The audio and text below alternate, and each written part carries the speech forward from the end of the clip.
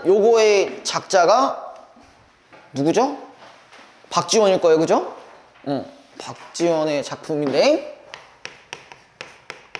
간단하게 얘기를 좀 하고 넘어가면요. 일단 얘는 뭐랑 관련된 사람이요? 실학자였죠, 그죠? 실학자, 그죠? 자, 실학자였고 요때 당시에 배경까지도 기억을 해두시는 게 조금 좋은 게 뭐냐면은 요때 당시에 이제 누가 새로 생겼어? 어떤 게 새로 생겼어? 청나라가 새로 생겼죠, 그쵸? 청나라가 새로 생기고 청나라가 이제 출현하게 되고요. 그 다음에 여기 플러스 우리가 병자호란으로 인해서 병자호란으로 인해서 우리가 어떤 상황에 놓여졌냐? 일단 얘는 원래 우리가 조선이 이제 그 청나라가 등장하기 전까지는 명나라를 따르려고 했단 말이에요. 원래 명나라랑 이제 우리나라가 약간 아버지와 아들 느낌으로 그렇게 이제 수교를 하고 지냈었는데 이제 청나라로 인해서 명나라가 망하고 그리고 우리나라도 이제 공격하면서 조선도 공격하면서 자 그래서 우리가 요런 굴욕을 겪게 됐단 말이에요. 그죠? 자 그래서 이제 이 청나라가 출현하고 우리가 실질적으로 피해를 받은 상황에서 크게 어떻게 대응을 해야 될지 두 가지로 나눠진단 말이에요. 혹시 그거 기억하세요? 뭐 있는지? 자, 첫 번째는 난 청나라 조져야겠다. 북벌론. 그거 있죠? 이 새끼 참교육 시켜야 된다. 북벌론이 있었어요. 그 다음에 두 번째는 아니야 지금 조진다고 해서 우리가 이게 살아남을지 몰라. 그래도 얘네들 배워야 돼. 라면서 나온 게 이제 북한론이었죠. 그쵸? 그래서 이제 박지원 같은 경우는 특히 이제 북학론과 관련되어 있는 사람이고 실학자다 보니까 북학론과 관련된 얘기들 그 다음에 실용적인 사상을 갖고 있는 상황이었어요. 근데 항상 문제가 뭐였냐면은 이런 사상은 갖고 있지만 항상 반대되는 새끼들이 있었어. 반대되는 애들. 왜? 뭐냐? 아직까지 나는 명을 따라야 돼. 나는 아직 명이 너무 좋아. 청 좆가세요. 죄송합니다. 청 꺼지세요 하면서 이제 북벌론을 주장하는 사람들. 얘네들에 대한 이제 반대가 너무 많이 부딪혀졌어요. 사실 이때 당시에는 대세가 북학론보다는 북벌론이었어요. 대부분의 사람들이 왜? 유학을 배웠기 때문에 그 공자맹자 하는 그 유학 있잖아요. 선비들이 너무 많아. 선비들이 너무 많았어요. 그래가지고 아직까지 그러니까 중국의 우리 세상의 중심은 중국이다라는 어떤 중화 사상을 가지고 있었거든요. 그래서 요거에 대한 이제 반대를 너무 많이 받았는데 근데 오히려 요 부분 때문에 여러 가지의 이제 부작용들이 발생을 해요. 부작용들이 발생하게 되는데 그 부분들은 이제 허생전이랑 연결시키면서 보시면은 될 것 같습니다. 그래서 요 정도로만 배경을 갖고 가시고요. 자, 볼게요. 일단 여기서 허생이라는 인물이 있잖아요. 그죠? 허생이 정확히 어떤 인물인지까지 좀 생각을 해보는 게 좋겠죠. 그쵸? 자, 허생은 묵적골에 살았다. 곧장 남산, 여기, 보고 있어? 곧장 남산 밑에 닿으면 우물 위에 오래된 은행나무가 서 있고 은행나무를 향하여 살인문이 열렸는데 두억한 초가는 비바람을 막지 못할 정도였다. 일단 얘 상황이 어떻다라는 거야. 상당히 가난한 상황이에요. 돈이 없는 상황인데 그러나 허생은 글읽기만 좋아하고 자 글읽기만 좋아했다. 그럼 이 얘기는요 사실 어떤 인물이라는 걸 볼 수가 있어요. 일단 어떨게? 가난하면은 얘가 분명 돈을 벌어야 될 거 아니야. 근데 그럼에도 불구하고 뭐 하고 있어? 글만 읽고 있잖아요. 그럼 상당히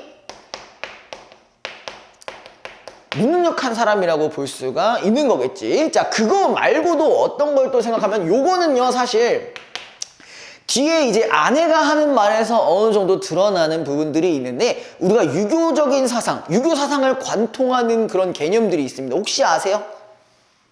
유교 사상을 관통하는 부분들. 어떤 산업 전반에 대한 인식이에요. 그걸 우리가 뭐라고 하냐면 혹시 들어는 봤을 거예요. 요거 들어보신 적 있으세요? 산업공상? 처음 들어봐요? 자, 산업공상이 뭐냐면 우리나라의 전반적인 산업을 네 가지로 나눠준 거예요. 그래서 사가 뭐냐면은 이제 선비. 그러니까 과거 급제. 과거 급제하는 거. 벼슬을 하는 게 그게 제일 으뜸이라고 생각했어요. 그 다음에 농은 뭐겠어요? 농사겠죠? 그죠? 그 다음에 공은 이제 공업, 공장 차리는 거, 장인, 기술 뭐 이런 거. 그 다음에 상이 제일 낮게 봤어요. 상은 우리가 뭐라고 하냐면 장사예요. 장사. 그래서 이때 당시에 이 상을 제일 낮게 봤기 때문에 요 부분에 요 지문 안에 이런 말이 있습니다. 장사치란 말이 있어요. 그러니까 상당히 장사에서 상에서는 상당히 인식이 좋지 않았다라는 거 여러분 기억을 해두시면 되고요. 어쨌든 간에 얘가 가난함에도 불구하고 요거만 읽고 있다는 것은 그냥 얘가 요것만 생각하고 있다라는 얘기예요. 그럼 무능력하다는 얘기는 이때 당시에 약간 실학사상과 관련이 없었던 사람이라고도 볼 수가 있는 거지. 이때 당시에는. 물론 뒤에 허생이 어떻게 해라. 이완대장이 왔을 때 그 허생이 임금이 직접 와서 스카우트 해가라. 이런 말이 중간중간 있었을 거란 말이에요. 그죠? 그런 부분에선 실용사상이 있지만 여기에서는 아직은 좀 그런 부분이 없는 사람이라고 보시면 될 것 같아요. 한번 무능력하고 뭐만 있다. 자, 약간 이때까지만 해도 이제 허례허식만 하는 인물 정도로 보시면 되고요. 자, 그 다음에 쭉 넘어가시면요. 그의 처가 남의 바느질 품을 팔아서 입에 풀칠을 했다. 그럼 여기서 이제 대조되는 인물이 하나가 있을 거예요. 누구? 처를 얘기하는 거예요. 그쵸? 자, 허생 같은 경우는 무능력한 면모가 있는 반면에 이제 처 같은 경우는 실용사상이 있는 사람이라고 볼 수가 있겠죠. 그쵸? 여기까지 되니? 해주됐어? 응. 자, 그 다음에 하루는 그 처가 몹시 배가 고파서 울음 섞인 소리로 말했다. 자, 당신은 평생 과거를 보지 않으니 글을 읽어 무엇합니까? 그래, 얘는 지금 뭐도 안 해. 이것도 안 하고 있는 거야. 야, 차라리 글이라도 이거라도 하든가. 그런 것도 없었잖아요. 그죠? 그래서 허생은 웃으며 대답했다. 나는 아직 독서를 익숙히 하지 못해서 이게 말이 되는 소리냐고. 야, 이렇게 생각해보자.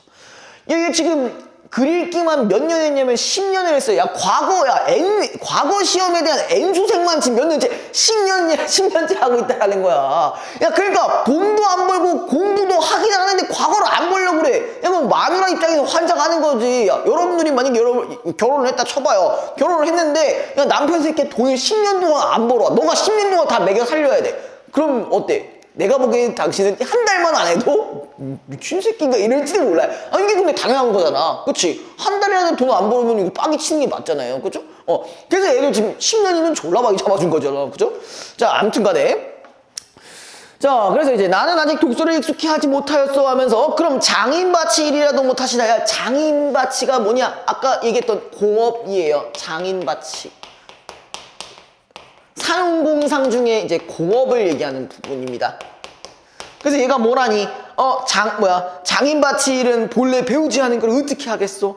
그러면 또 장인 배치도 안 되면 이제 장사는 안 되겠냐? 야, 장사는 어떻게 안 되겠습니까? 라고 하고 있는데 장사는 미천이 없는 걸 어떻게 해? 아이, 미친 새끼, 이거 뭐래? 얘 자꾸 몸만 할도.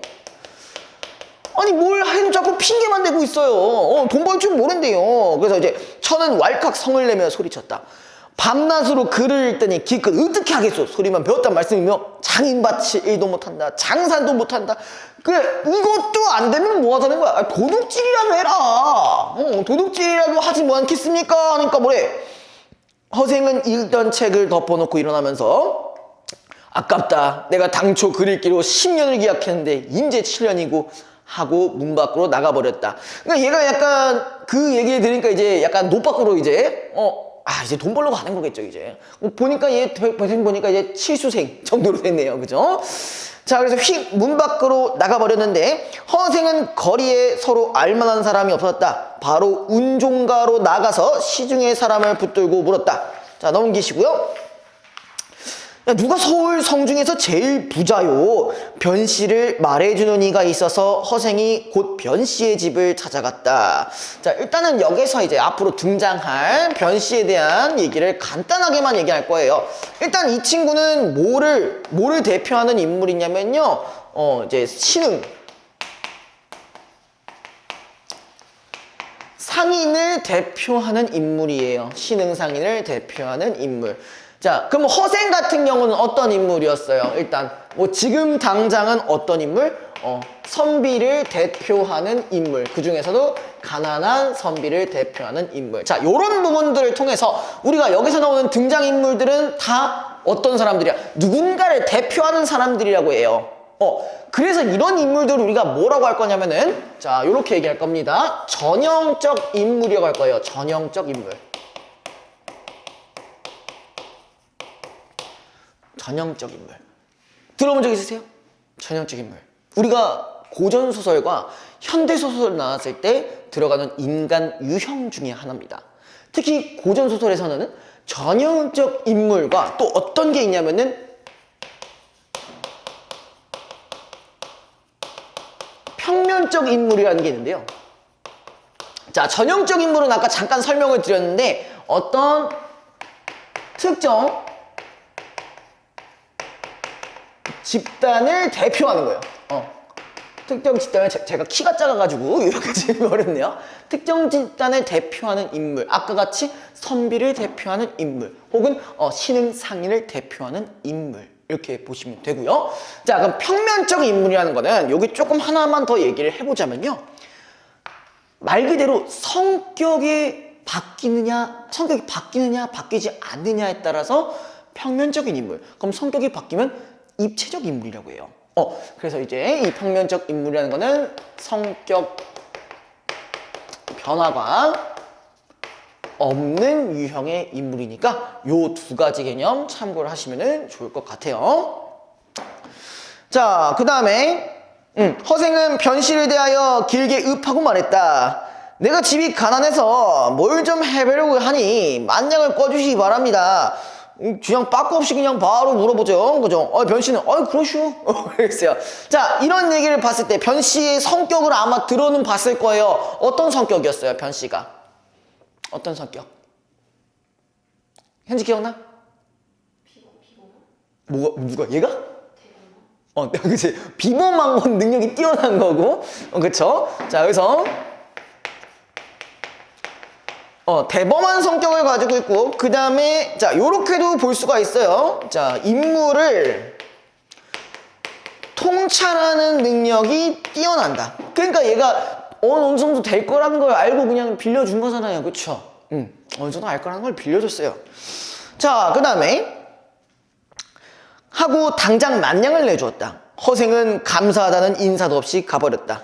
변씨 집의 자제와 손들이 허생을 보니 거지었다. 실띠에 술이 빠져 너덜너덜하고 가시네 뒷굽이 자빠졌으며, 자, 거기 부분 죽죽으러진 가세에 허름한 도포를 거치고 코에서 맑은 콧물이 나왔다. 자, 거기 부분 방금 얘기했던 그 말한 것들 다 묶어주시고, 이거 뭐라고 하냐? 허생의 뭘 묘사하고 있는 거예요? 외양을 묘사하고 있는 부분이죠. 자, 우리가 보통 외양 묘사가 드러났다고 한다면은, 자, 외양 묘사가 드러났다는 건 요걸 통해서 허생이 어떤 사람인지를 어떻게 직접이냐 간접이냐, 간접적으로 제시하는 부분이라고 해요. 간접 제시라고 합니다. 외양 묘사를 통해 가난한 허생의 모습을 간접 제시하고 있다.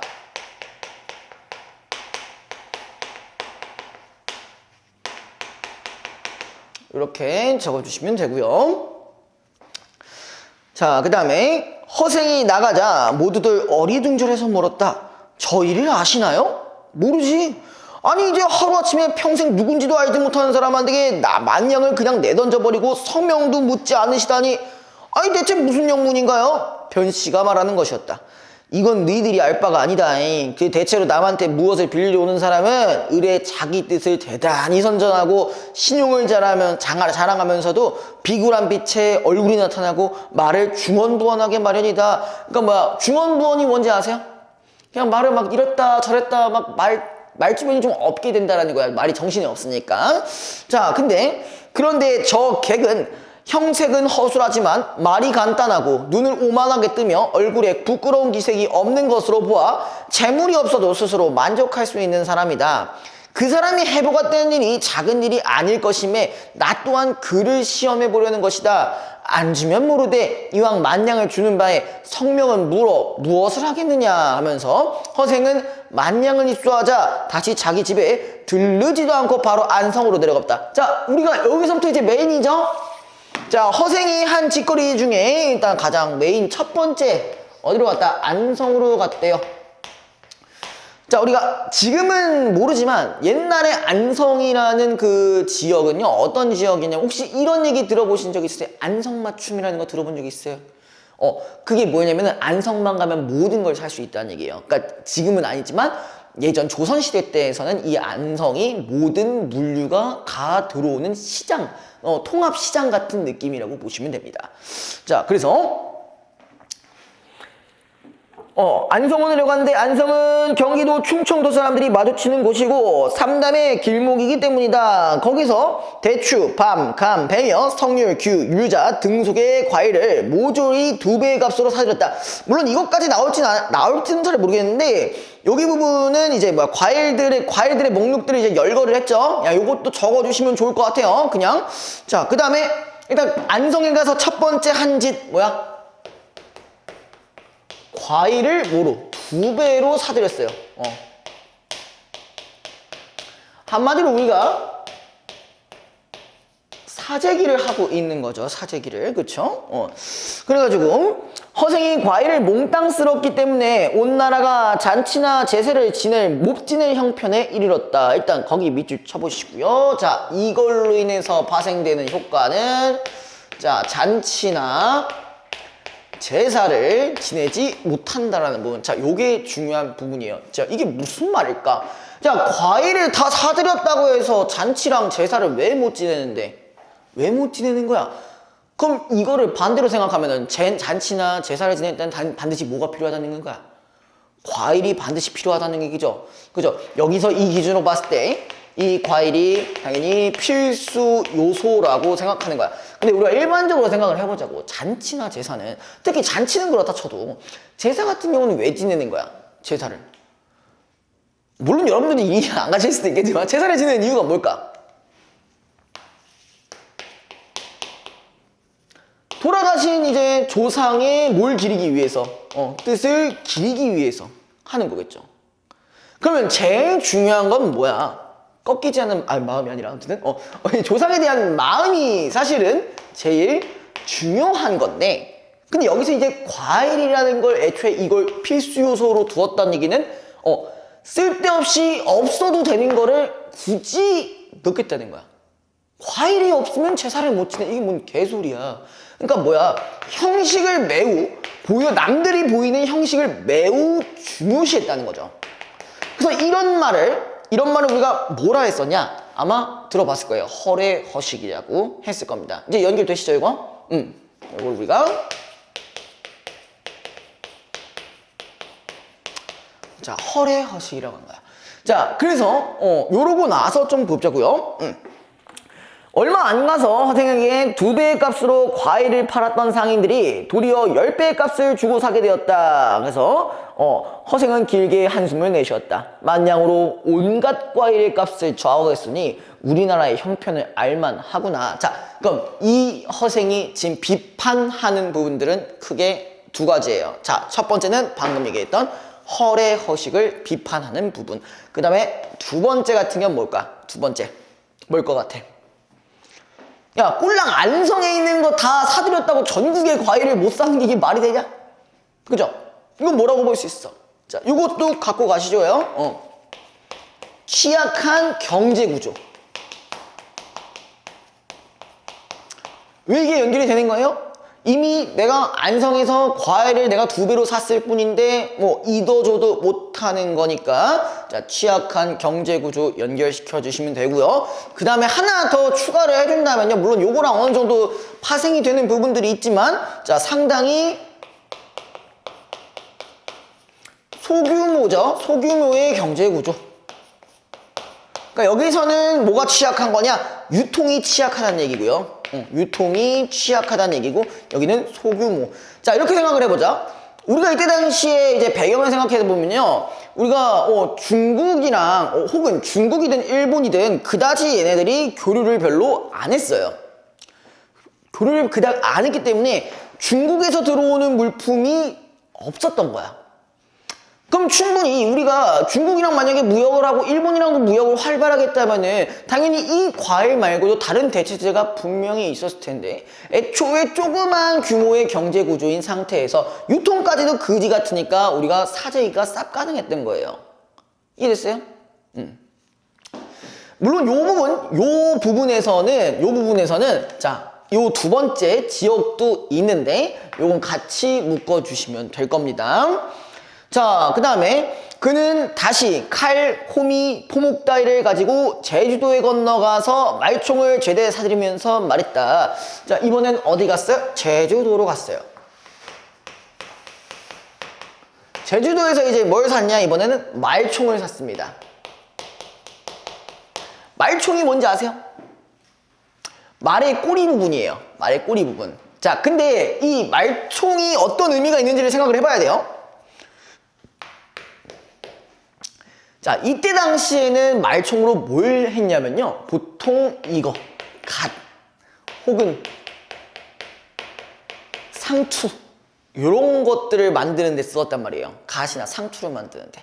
그러면 이걸 만드는 데 썼고, 지금 말총이 없다라는 거는 이거를 하고 다닐 수가 있다 없다?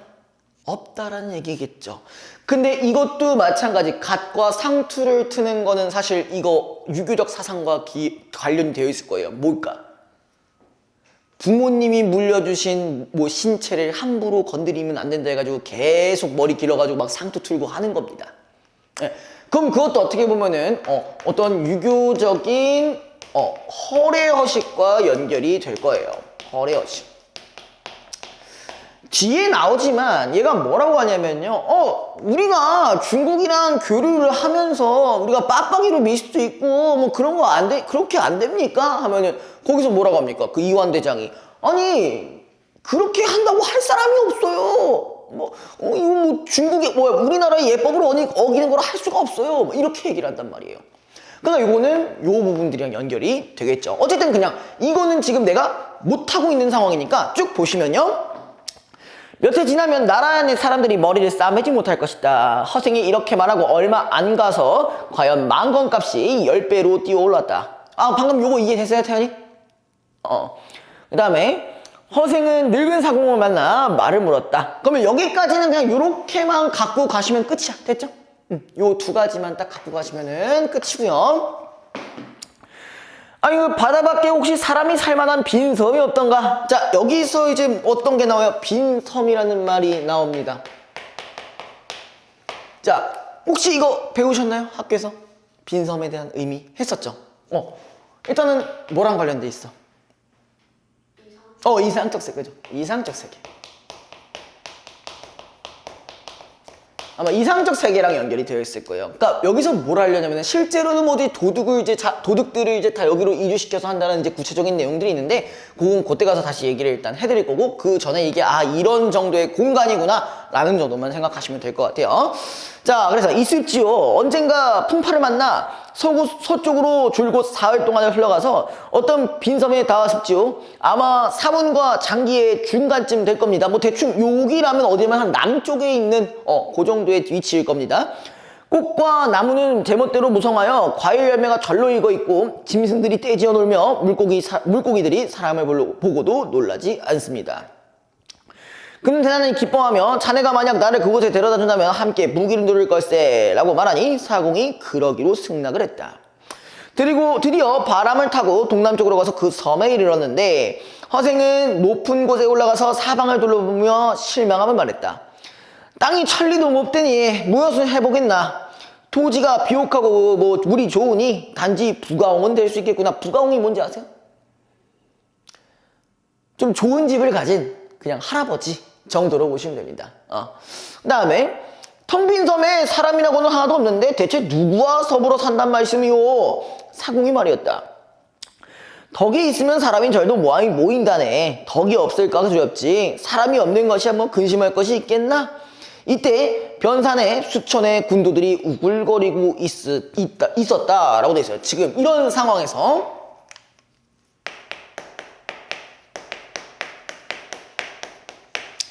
자, 수천의 군도가 있었다라는 얘기는 요거는 어떻게 보면은 조선 사회의 어두운 현실을 보여주는 부분이겠죠. 그쵸? 왜 그런 걸 거예요? 자, 병자호란이나 뭐 이런 것들을 겪으면서 이제 조선의 이제 재정이 좀 악화되기도 했고, 전쟁으로 인해 이제 백성들도 이제 먹고 살 길이 좀 힘들어졌기 때문에 대부분 도적으로 바꾼 겁니다. 그래서 요거 같은 경우는 원래는 누구였다? 원래는 백성들이었다. 백성들이 군도로 바뀐 거다라고 보시면 되겠어요. 그러면 요거는 아까 얘기했던 조선사회에 있는 현실이랑 연결시켜 주셔도 됩니다. 자, 그 다음에 어디 갔냐? 각 지방에서 군사를 징발하여 수색을 벌였으나 좀처럼 잡히지 않았고 군도들도 감히 나가 활동을 못해서 배고프고 곤란한 판이었다. 허생이 군도의 산채를 찾아가서 우두머리를 달래었다. 1000명이 1000냥을 뺏어와서 나누면 하나에 얼마씩 돌아가죠? 1인당 한 냥이죠? 하면서 자, 모두 아내가 있어? 없어. 논밭은 있어? 군도들이 어이없어 웃었다. 약간 그거잖아. 뭐 있었는데 없어요. 아니 그냥 없어요. 이렇게 그거잖아요. 그쵸? 자, 그래서 땅 있고 처자식이 있는 놈이 무엇 때문에 괴롭게 도둑이 된단 말이오. 자, 거기 밑줄 쳐보자. 땅이 있고 처자식이 있는 놈. 그럼 그렇다는 얘기는 뭐야? 최소한의 어떤 우리가 사회적으로 살 수 있는 그런 환경조차 없었다라는 얘기죠. 그쵸? 아내도 없고 뭐 논밭도 없었기 때문에, 그러니까 극단적인 상황에 처해 있었다는 거야. 누가? 백성들이 이런 상황에 처해져 있었다는 얘기네요. 그죠? 자, 그래서 쭉 이어서 정말 그렇다면 왜 아내를 얻고 집을 짓고 소를 사서 논밭을 갈고 지내지 않는가? 그럼 도둑놈 소리도 안 듣고 살면서 집에는 부부의 낙이 있을 것이오. 돌아다녀도 잡힐까 걱정을 하고 의식의 요족을 누릴 텐데, 아니 왜 바라지 않겠소? 다만 돈이 없어 못할 뿐이지요. 허성은 웃으며 말했다. 도둑질을 하면서 뭐 어찌 돈을 걱정할까? 내가 능히 당신들을 위해서 마련할 수 있어. 내일 바다에 나와 뭐 붉은 깃발에 단 것이 모두 돈을 실은 배이니 마음대로 가져가시오려. 허생이 군도와 언약하고 내려가자 군도들은 모두 그를 미친놈이라고 비웃었다. 그치, 가서 진짜 돈을 줄지 몰랐으니까. 그죠? 이튿날 군도들이 바닷가에 나가봤더니 과연 허생이 30만 냥의 돈을 싣고 온 것이었다. 모두들 대경에서 허생 앞에 줄지어 절했다. 오직 장군의 명령을 따르겠소이다. 뭐 거의 전환이 우디르급이에요. 태세 전환이. 그죠? 야, 니들 그 힘껏 짊어지고 가라잉. 그래서 이에 군도들이 다투어 돈을 짊어졌으나 한 사람이 100냥 이상을 지지 못했다. 얘들 야 힘이 한껏 100냥도 못 지내면서 뭔 도둑질을 하겠냐. 이제 너희들이 낭민이 되려고 해도 이름이 도둑의 장부에 올랐으니 갈 곳이 없다. 내가 여기서 너희들 기다릴 테니까 그 한 사람에 100냥씩 가지고 와서 자, 여자 하나 소 한 피를 거리고 오라 이렇게 돼 있어요. 자, 일단은 이 백성 같은 경우는 이 수천의 군도들은 애초에 뭐가 없었어요? 아내도 없었고 논밭도 없었어요. 그죠? 그러니까 얘네는 도적이 된 이유는 단순히 뭐야? 가난해서 된 거잖아. 그죠? 근데 이 친구들을 해결해줬죠. 아내도 데리고 오고 그 다음에 뭐도 사오라고? 소도 사오라고 얘기를 했었죠. 그죠? 그럼 얘네들을 이제 어디로 보낸다는 거야? 빈 섬으로 보낸다라는 얘기겠죠. 그죠? 그럼 허생만의 방법으로 어떤 걸 해결한 거야? 조선사회의 약간 부정적인 그런 사건들을 해결했다라고도 볼 수가 있는 거겠죠. 됐니? 됐어요? 졸려? 뭐 이해 안 되는 분이 있어요 혹시? 괜찮아요? 자, 그 다음에 허생은 문소 2000명이 1년 먹을 양식을 준비하고 기다렸다. 군도들이 모두 빠짐없이 돌아왔는데 드디어 다들 배에 싣고 그 빈 섬으로 들어갔다. 허생이 도둑을 몽땅 쓸어가서 나라 안에 시끄러운 일이 없었다. 그들은 나무를 베어 집을 짓고 대를 엮어 우를 만들었다. 땅 기운이 온전하기 때문에 백곡이 잘 자라서 한 해나 새해만큼 걸러짓지 않아도 한 줄기에 9 이삭이 달렸다. 3년 동안의 양식을 빅숙하게 두고 나머지들 모두 배에 싣고 장기도로 가져가서 팔았다. 장기라는 곳은 30만여 호나 되는 일본의 속주이다. 그 지방이 한창 흉년이 들어서 구휼하고 은 100만 냥을 얻게 되었다. 자, 그러면은 지금 뭐야? 이 이상적인 그런 세계에서 실제로 뭘 했어요? 다른 나라까지 구출했어. 그쵸? 다른 나라 일본까지 뭐 했다고? 구출을 했어요. 일본을 구휼하고 그 다음에 자 조선의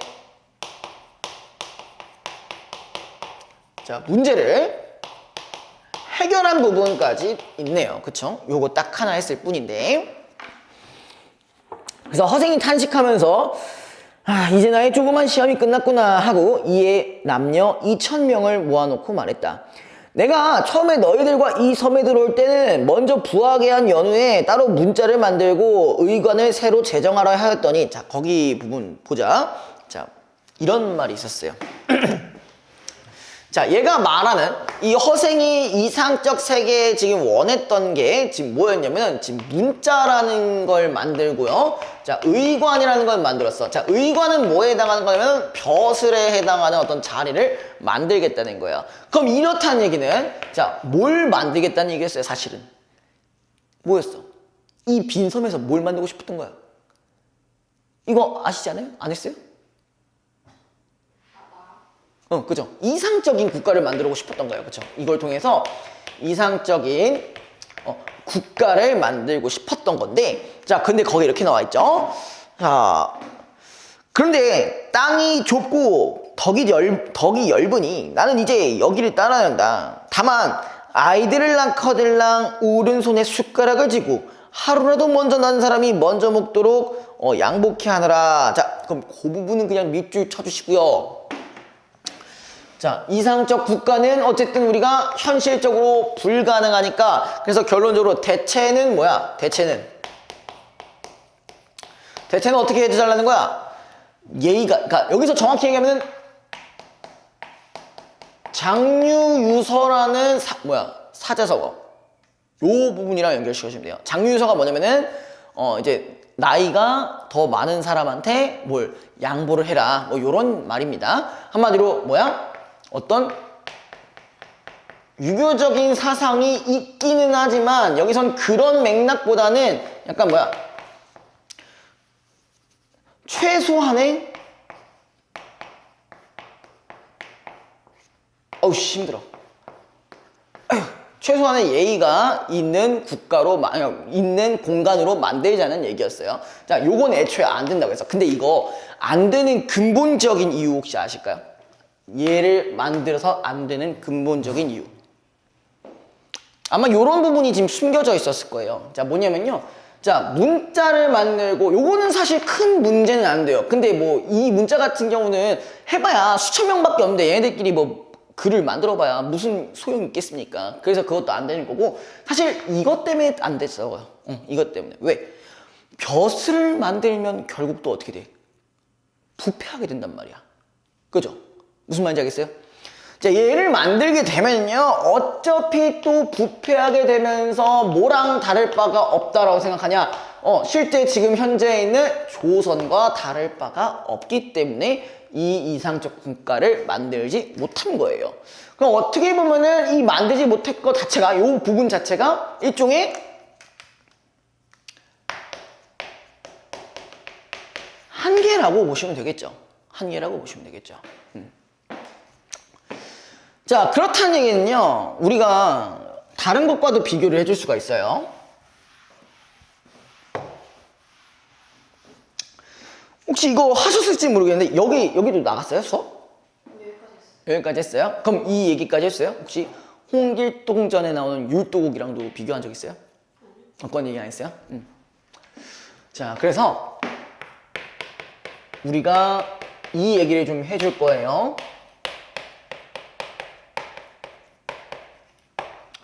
빈섬과 율도국에 대한 비교를 할 거예요. 율도국이 뭐냐면은 혹시 홍길동전 아시죠? 홍길동전에 나오는 요 나라 이름입니다. 둘 다 똑같이 공간은 이제 동떨어진 공간이긴 해요. 그러니까 한마디로 공통점은 이상적 공간이에요. 이상적 공간이었어요. 근데 다만 얘는 어떠냐? 빈섬 같은 경우는 그냥 얘네만의 한계를 수용한 거야. 왜? 문자나 이런 거 만들었을 때 안 될 게 뻔하다 라는 얘기를 하면서 포기를 한 거고, 반대로 율도국 같은 경우는 진짜 말 그대로 이상적인 어떤 국가를 만들었어요. 이상적인 국가를 만들어서 이제 뭐도 있었냐면은 이제 정복 활동도 하고요. 그 다음에 자기가 이제 임금이라는 얘기도 했었고요. 뭐 그런 게 등등등 이렇게 있어요. 그러니까 요거는요, 뭐 디테일하게까지 얘기는 안 하더라도 이 둘을 비교하는 문제가 나올 수가 있다라는 거예요. 그래서 요거 좀 기억해 두시는 게 좋을 거예요. 그래서 지금은 그냥 요런 게 있다 정도로 보시면 되고, 제가 아마 다음 주나 다다음 주부터는 계속 이제 얘기하면서 좀 심화 부분, 좀 디테일한 부분들을 더 얘기해 드릴 테니까 지금 요런 게 있다, 요런 부분이 문제 출제로 나올 수 있다 정도로만 알고 계시면 될 것 같아요. 자, 그 다음에 다른 배들은 모조리 불사르면서 가지 않으면 오는 일도 없으렸다 하고 돈 50만 냥을 바다 가운데 던지면, 뭐 바다가 마르면 주워갈 사람이 있겠지. 100만 냥은 우리나라에도 용납할 곳이 없거늘. 자, 밑줄 쳐보자. 자, 왜 이런 말을 한 거예요? 100만 냥을 가지고는 뭐 용납할 게 없대. 왜 그런 거야? 이거 얼마로 가능했어? 10,000냥으로 가능했잖아, 그죠? 10,000냥으로 가능하기 때문에 100만 냥은 너무 많다라고 생각을 한 거죠.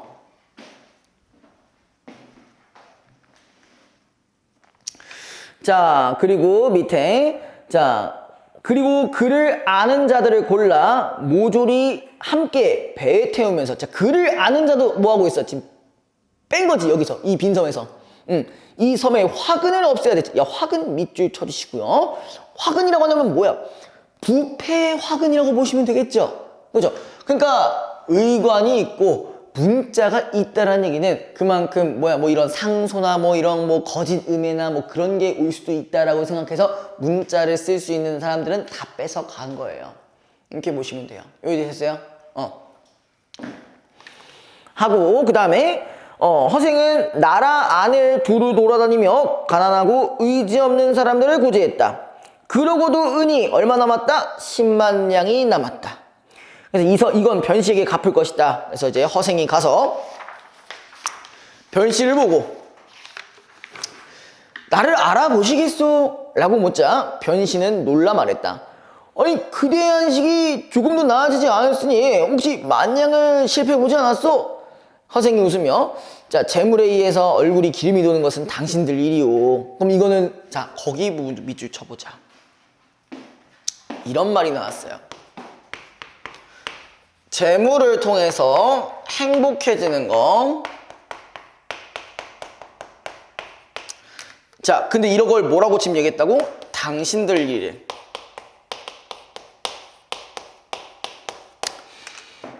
얘네가 누군데? 변씨가 아까 제가 뭘 대표하는 인물이라고 했죠? 신흥 상인을 대표하는 인물이었어요. 그럼 이 얘기는요, 이렇게 재물이 쌓여서 행복하다는 거는 그냥 상인들의 일입니다. 이 얘기는 아까 처음에 말씀드렸던 산업공상의 인식과 연결이 되는 부분이에요.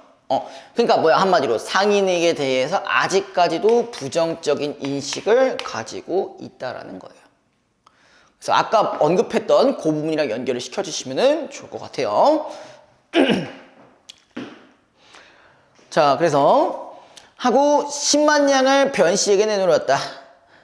내가 하루아침에 주림을 견디지 못하고 그릴 길을 중도에 패하고 말았으니 당신에게 10,000냥을 빌렸던 것이 부끄럽소. 그러니까 얘는 아직까지도 뭐가 있는 거야? 어떤 선비로서의 정신이 있다라는 거겠죠. 그쵸? 그 다음에 변씨는 대경에서 일어나 절하여 사양하고 10분의 1로 이자를 쳐서 받겠노라 했다.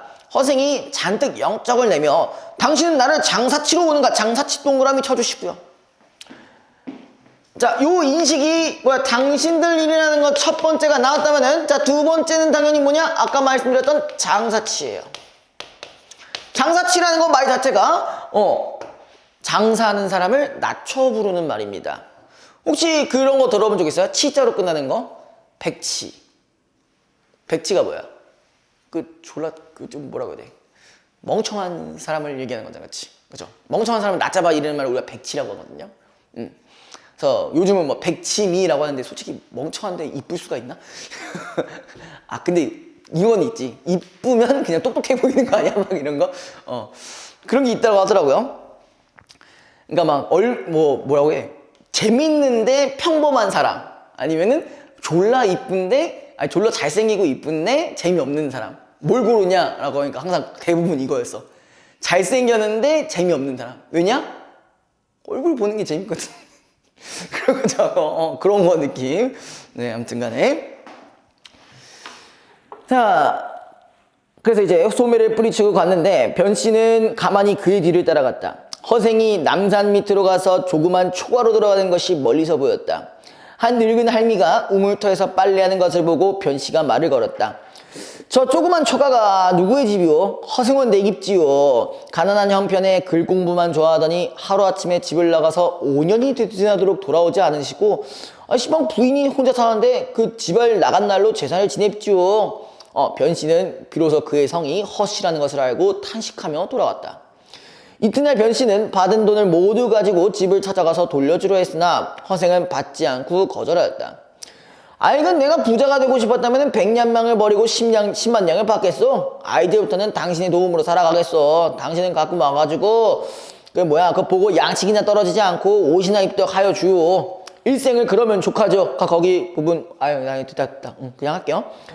왜 재물 때문에 정신을 괴롭힐 것이오. 거기 부분도 어떻게 보면 부정적 인식의 일환 중에 하나겠죠. 자, 세 번째 거기다 밑줄 쳐주세요. 뭐라고 돼 있냐? 그 재물 때문에 정신을 괴롭힌다는 부분, 거기 부분 밑줄 쳐주시고요.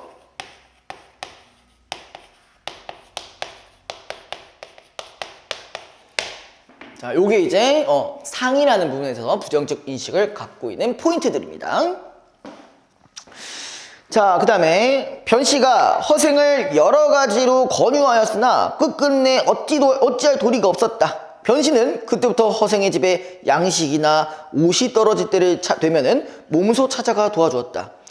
허생은 그것을 훈연히 받아들였으나 혹 많이 가지고 가면 좋지 않은 기색으로, 자, 또 뭐가 있었냐? 4번. 나한테 뭘 가져다 주지 말라고? 재앙을 가져다 주지 말라고. 요 부분도 정리해 줄 수가 있겠죠. 자, 하였고 혹 술병을 들고 찾아가면은 아주 반가워하며 서로 술잔을 기울여 취하도록 마셨다. 일단 여기까지 끊고 쉴게요.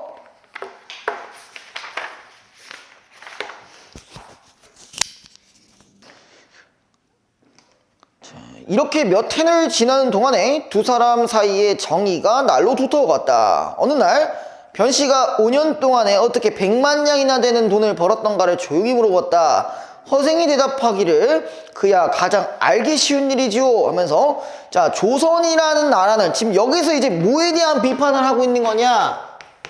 이제 조선에 대한 이제 비판을 하고 있는 건데, 이 비판하는 점들이 뭔지를 좀 정리를 해보시는 게 좋겠죠. 자, 배가 외국에 통하지 않고, 자, 이 얘기는 뭐야? 자, 첫 번째, 외국과의 교류가 없다. 한마디로 뭐가 없다. 무역을 하지 않는다. 자, 무역을 하지 않으니까 아까 제가 말씀드렸던 뭐가 없다고 했었죠? 대체재가 없다고 했었죠. 그 과일 같은 걸 사재기했을 때 우리가 뭐 감, 배, 뭐 이런 것들이 있었는데 다른 나라의 과일을 솔직히 써도 상관은 없는 거였잖아. 그죠? 물론 요즘 중국산 과일이면 좀 그렇긴 하겠지만요. 자, 아무튼 간에 이때 기준으로 봤을 때, 자, 우리가 대체재가 일단 없었다. 그렇다는 얘기는 당연히 뭐도 없다. 우리가 가지고 있는 상품도 당연히 없을 수 있다는 얘기예요. 소규모의 경제가 있을 수밖에 없는 어떤 근거라고 보시면 됩니다. 자, 그 다음에 온갖 물화가 제자리에서 사라지죠. 자, 두 번째. 자, 그러니까 이거는 상품 소비가 어디에서만 나타난다는 얘기냐? 국내에서만 나타나는 거야. 국내 한정으로만 일어난다는 얘기예요. 그러니까 한마디로 무역이 없다라는 얘기랑 같은 맥락으로 보시면 되는데 조금 더 디테일하게 나눠주시면은 이렇게 보시면 될 것 같고요.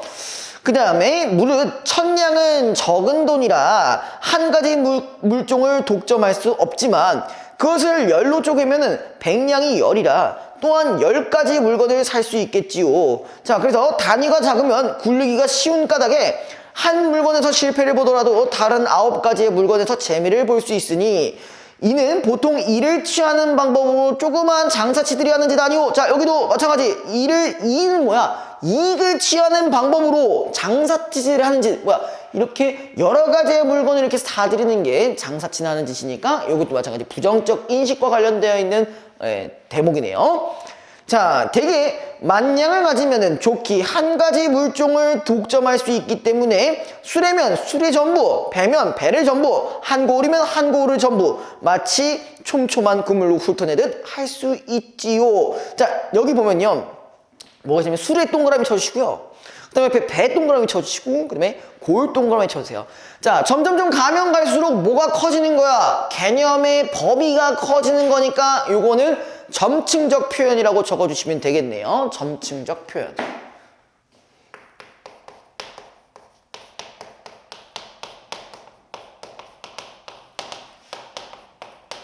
여기다 해주시고 점층적 표현.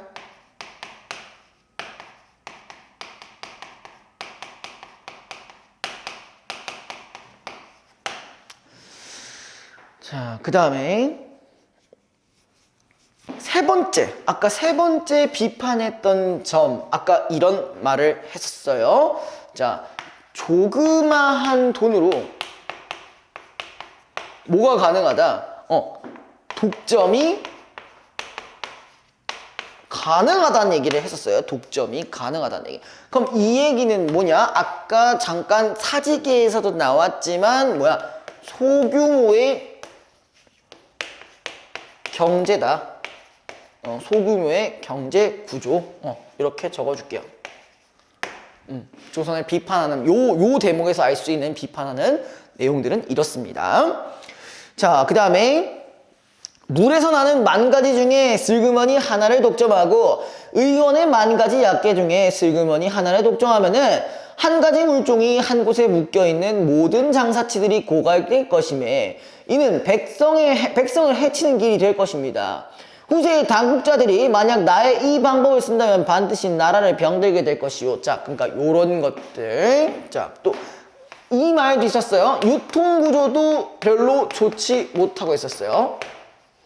그래서 이렇게 나와서 요런 것들을 하게 된다라면은 결론이 어떻게 되냐? 나라가 망하게 되는 지름길이라고 지금 얘기를 했네요. 그죠? 됐나요?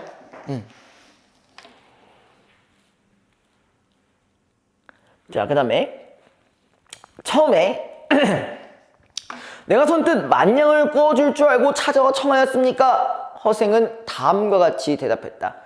당신만이 내게 꼭 빌려줄 수 있었던 것은 아니고 능히 만냥을 지닌 사람 치고는 누구나 다 줬을 것이오. 내 스스로 나의 재주가 좋기 100만냥을 모을 수 있다고 생각했으나 자, 거기 묻질 운명은 하늘에 매인 것이니 그럼 뭐야? 얘가 하는 행동을 어디다 맡긴다는 거야? 이것도 다 운명이겠거니 라고 하는 거니까 자, 그 부분들은 우리가 뭐라고 하냐? 그 옆에 요렇게 적어줍시다. 운명론적 관점. 자, 운명론적 관점이라는 게 말 그대로 뭐냐? 어떤 운명이라는 그런 이제 개념에 대해서 내가 뭘 하겠다는 거야? 수용을 하겠다라는 얘기예요. 그러니까 한마디로 운명에 대한 긍정적 인식을 하는 게 운명론적 관점이라는 얘기입니다. 됐나요?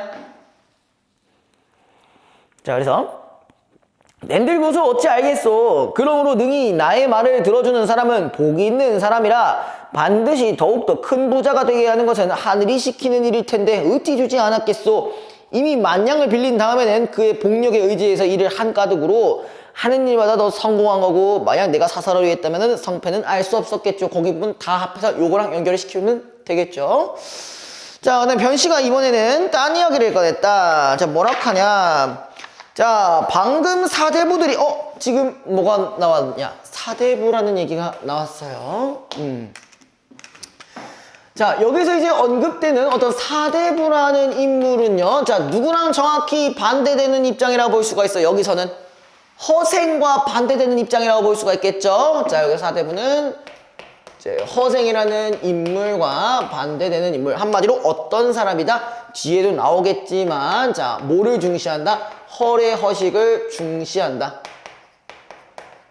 허례 허식을 중시한다. 그 다음에 두 번째 이제 뭐냐? 권력이 부패한 상황, 요거를 가지고 있는 사람들, 그러니까 부패한 권력을 가지고 있는 사람들, 이렇게도 연결이 가능해요. 자, 쭉 볼게요. 그래서 남한상성에서 오랑캐에게 당했던 치욕을 씻어보고자 하니, 자, 그거는 뭐랑도 연결이 되냐? 이것이 내가 북벌 조져야 돼. 북벌론과도 연결이 되겠죠, 그쵸? 지금이야말로 지혜로운 선비가 팔뚝을 뽐내고 일어설 때가 아니겠소. 선생의 그 재주로 어찌 괴롭게 파묻혀 지내려 하십니까?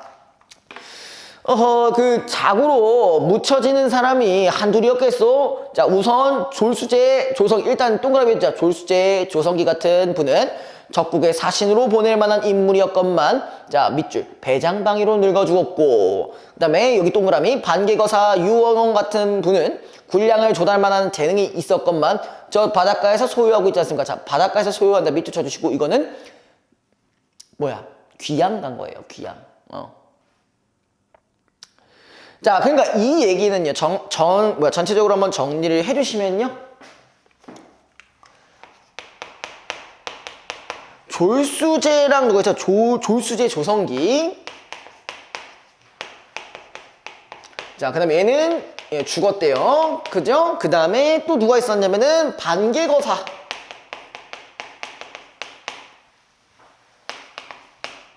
자, 유형원은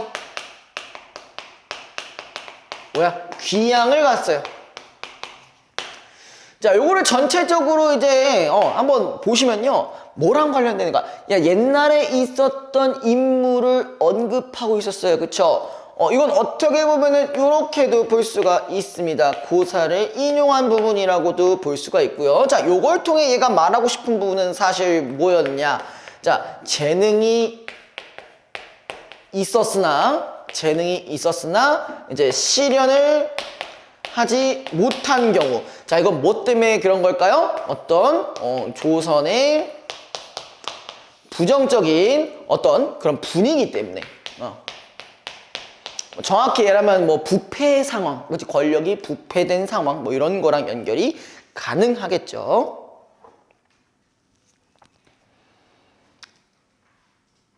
됐나요? 자, 거기서 뭐라고 하냐면은, 지금의 집정자들은 가히 알만한 것들이요. 자, 집정자들이 뭔지 아세요? 집정자. 정치를 하는 사람을 우리가 집정자라고 합니다. 혹은 나라의 어떤 그 정책을 펼칠 수 있는 사람, 그런 사람들을 집정자라고 합니다. 자, 그래서 나는 장사를 잘하는 사람이라 내가 번 돈이 좋기 구왕의 머리를 살만하였을 때 바닷속에 던져버리고 돌아온 것은 도대체 쓸 곳이 없기 때문이었지요. 그래서 변씨는 한숨만 내쉬고 돌아갔다. 변씨는 본래 이완 이정승과 잘 아는 사이였다. 이완이 당시 어영대장이 되어서 변씨에게 위항이나 어명에 혹시 쓸만한 인재가 없는지를 물었다. 변씨가 허생의 이야기를 하였더니 이 대장은 깜짝 놀라면서, 자, 그러면요, 우리가 물론 여기에서 이완 대장이요, 사대부라고, 정확히 얘가 사대부적인 특성을 가지고 있다고 볼 수는 없지만 사대부를 대표하는 인물이라고 볼 수는 있어요. 대표하는 인물.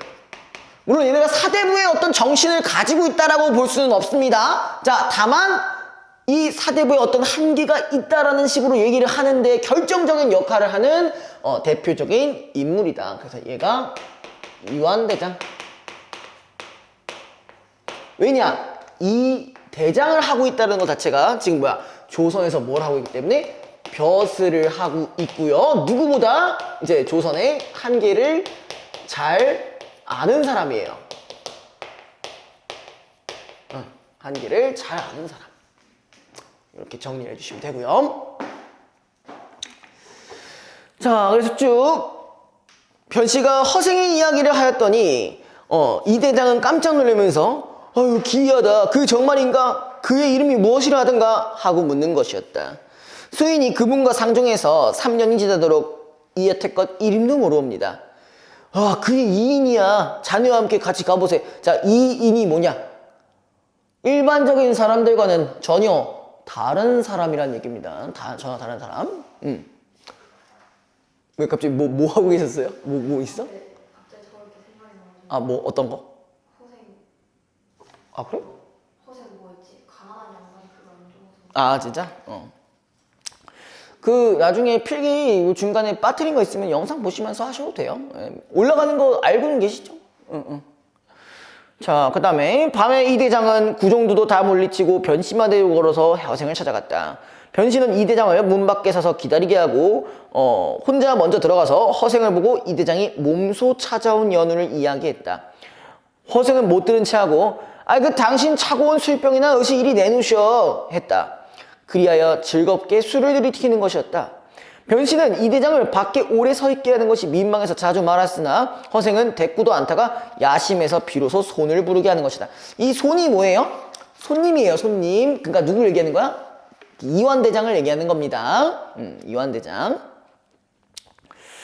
자, 그래서 이 대장이 방에 들어와도 허생은 자리에서 일어서지도 않았다. 이 대장은 몸둘 곳을 몰라 하면 나라에서 어진 인재를 구하는 뜻을 설명하자 허생은 손을 저으며 말했다. 밤은 짧은데 그 말이 길어가지고 듣기 지루하다. 이거 무슨 벼슬이 있느냐? 그 대장이오. 그렇다면 너는 나라의 신임받는 신하로구만. 자, 밑줄 쳐보자. 나라의 신임받는 신하. 근데 일단 이 나라라는 거에 대한 허생의 인식은 어땠어요? 부정적이었죠. 그죠? 부정적이었으니까 연결시켜 주시면 되고요. 자, 그래서 첫 번째, 자, 이제부터 나옵니다. 자, 허생이 이완한테 이제 얘기한 어떤 여러 가지의 정책들이 있어요. 처음에 뭐라고 했어요? 얘가 분명히 뭐 나라에서 어진 사람을 이제 뽑는다고 했으니까 여기에 대해 허생은 기본적으로 부정적인 인식을 할 겁니다. 누가? 허생이. 왜? 나라 자체를 애초에 신뢰를 안 하니까요. 그래서 지금 첫 번째 방법은 뭐하냐? 자, 와룡선생 같은 일은, 그러니까 와룡선생이 뭔지 아세요, 혹시? 아세요? 처음 들어요? 들어는 봤어요? 어디서? 뭐라고? 책 맞긴 하지. 어떤 책인지 아세요? 삼국지에 나오는 겁니다. 제갈량이라고 들어본 적 있으세요?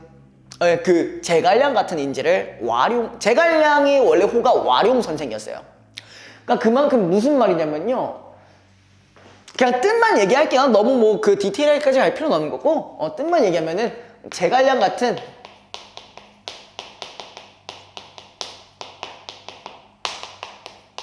뛰어난 인재를 얘기하는 부분입니다. 제갈량 같은 뛰어난 인재를 와룡선생이라고 합니다. 한마디로 뭐야? 내가 이런 뛰어난 인재를 뭐 할 테니까 추천하겠으니 네가 임금께 아려서 삼고초려를 하게 할 수 있겠느냐? 자, 이거를 어떻게 했다? 추천을 할 거니 누가? 임금이 어쩌라고? 삼고초려를 할 수 있냐? 자, 삼고초려도 혹시 무슨 말인지 아시나요? 삼고초려. 이것도 삼국지에 나오는 말 중에 하나입니다. 그러니까 유비라는 사람, 유비 아세요 혹시? 유비, 조조, 손권 아세요? 넌 알아? 자, 근데 뭐냐면은 약간 그 3대장 중에 하나야. 유비, 조조, 손권, 위촉오에 해당하는 뭐 이제 통치자인데요. 그러니까 얘가 그러니까 그 묘룡 선생이라는 제갈공명 있잖아요. 이 제갈공명을 내가 영입하기 위해서 3번이나 찾아간 거야. 그래서 삼고초려라는 게 뭐냐면은 3번을 찾아가서 어디 초가집까지 찾아가서 제발 와주세요. 거절났어. 제발 와주세요. 거절났어. 진짜 제발 부탁해요. 와주세요. 오케이 콜. 약간 이런 느낌인 거예요. 자, 그래서 이 얘기는 뭐야? 임금이 삼고초려를 한다는 게는 임금이 모아서 직접 가서 뭐 하자고?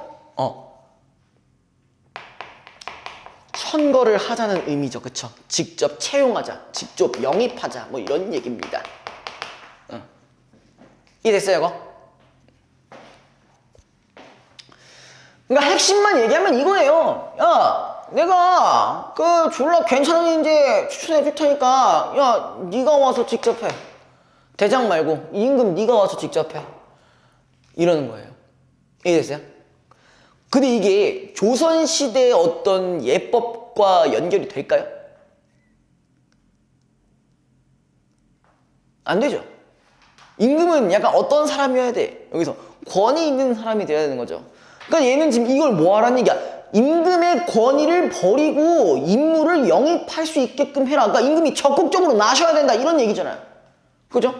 자, 요거 요렇게 정리해 줄 거예요. 자, 요거의 결론은 임금의 적극적인 어떤 행동을 원한다라는 뜻. 일단 요거 하나 넣어 주시고요. 그래서 이제 어떡하냐? 또 뭐래? 어렵습니다. 제2의 계획을 듣고자 하옵니다. 그럼 결론적으로 뭐야? 이거 거절났잖아. 가자. 거절났어요. 아까 얘기한 건, 자, 거절의 이유는 여기서는 드러나지 않지만 뭘로 예상할 수가 있냐? 자, 이때 당시에는 뭐만 중시했다? 왕들이 권위만 중시했다. 권위만 중시했다. 그러니까 한마디로 요 부분을 통해서 요때 당시에 권력자 혹은 직정자, 다른 말로도 또 뭐가 있냐면 위정자라고도 해요. 자, 위정자를 뭐 하는 거다? 비판하는 거다. 요 대목에서. 이런 식으로 정리해 주세요. 그래서 쭉 얘기해도 괜찮을까요? 괜찮아요? 그래서 이제 얘가 빠꾸 없이 뭐라고 하냐? 야, 나는 원래 죄라는 수 없다. 그래서 하고 허생은 외면하다가 이대장 간청에 못 이겨 말을 이었다. 자, 첫 번째는 첫 번째 방법은 제일 어땠어? 제일 간단한 거였어. 왕이 직접 와서 인재 뽑아 하라. 자, 매우 간단한, 난이도 하예요. 진짜 아무것도 아니었어. 근데 이거 안 된다고 했으니까 조금 더 복잡한 얘기를 합니다. 자, 2번. 자, 2번은 지금 뭐냐? 명나라 장졸들이 조선은 옛 은혜가 있다고 하여 그 자손들이 많이 우리나라로 망명해 와서 정처 없이 또 돌고 있다라는 얘기를 하고 있어요. 자, 그래서 뭐야? 명나라의 사람들을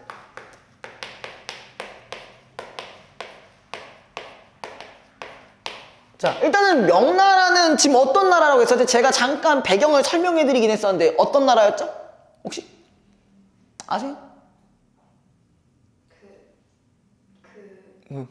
중국 정벌 아니 그 통일. 그러니까 청나라한테 망한 나라예요. 아까 이거 무슨 얘기가 있었냐면은 처음에 이제 우리 조선이 명나라랑 약간 좀 아버지와 아들의 관계, 약간 스승과 제자의 관계로 이제 이렇게 막 수교를 하고 그랬었는데 이제 청나라가 생기면서 명나라를 멸망시켜 버려요. 그래서 그러니까 명나라를 따르던 우리 조선들이 청나라를 안 따르기 시작하니까 청나라가 빡쳐서 일으킨 사건이 병자호란이에요. 무슨 말인지 알겠어요? 한마디로 요 명나라 사람들은 뭐야? 이미 망한 나라긴 하지만 뭐야?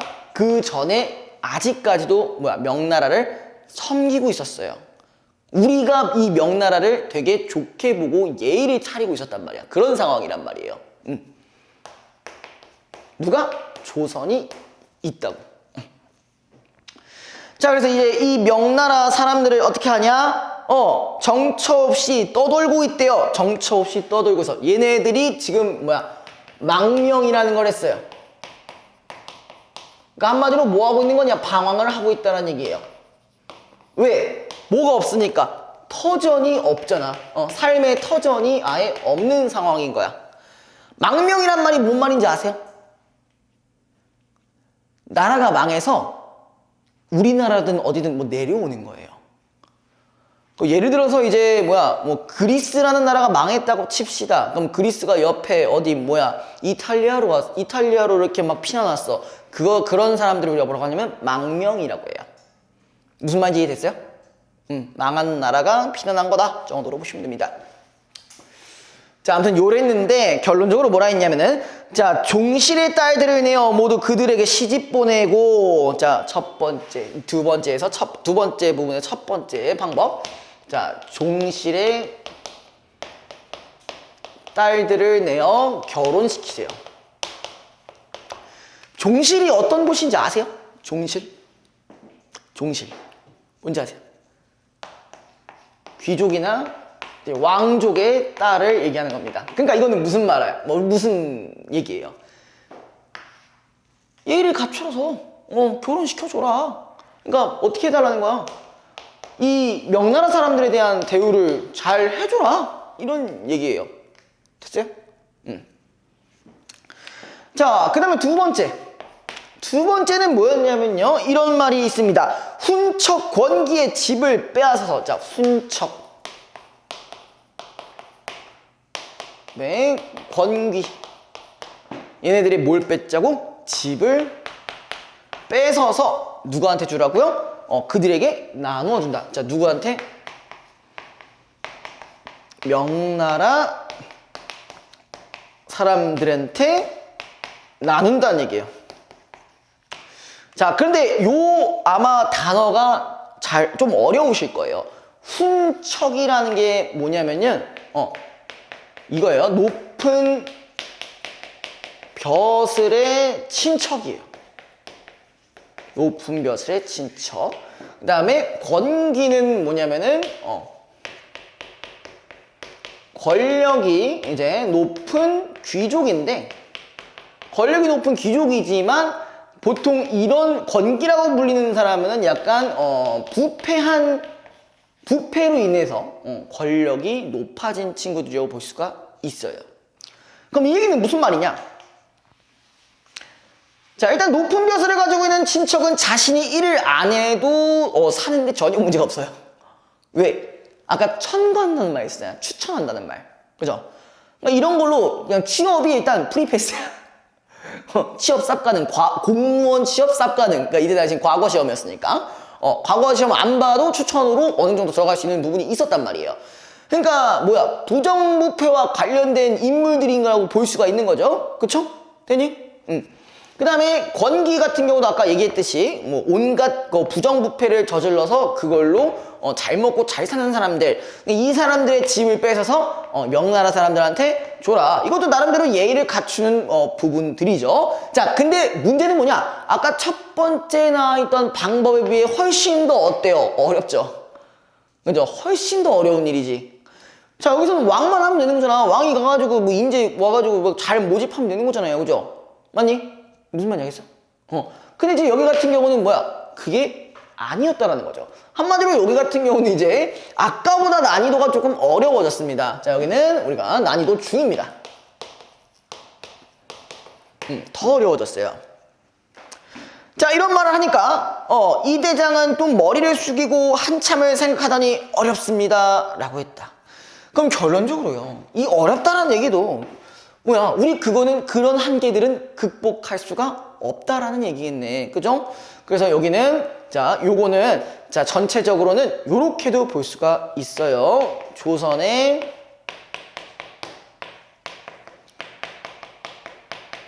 부정부패한 사회를 비판하는 대목, 요렇게 정리를 해주시고요. 자, 여기 이제 지워도 괜찮을까요? 여기 부분 괜찮아? 응. 너도 괜찮니? 응.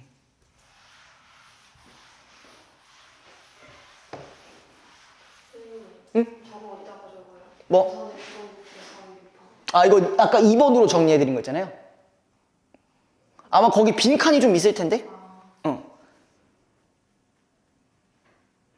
여기 명나라 장졸들이 이 부분 옆에 그 큰 빈칸 있잖아요.